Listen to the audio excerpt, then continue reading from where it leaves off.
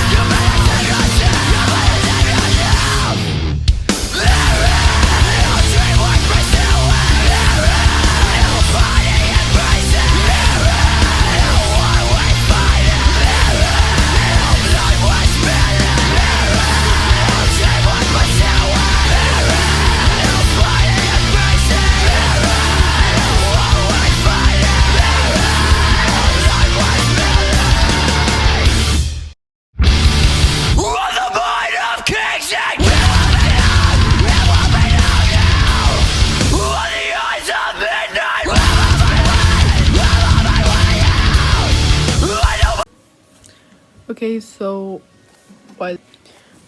here it is, dry. It's still a little bit wet, but so the orange, you can't tell that my bangs are supposed to be orange.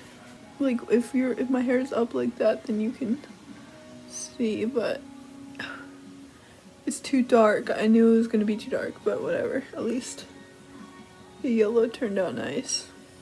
I'm hoping that when I wash it, like when I do my next wash, that since the colors will soften a bit, it will become more obvious that this is orange. The light is showing the orange. Okay, bye.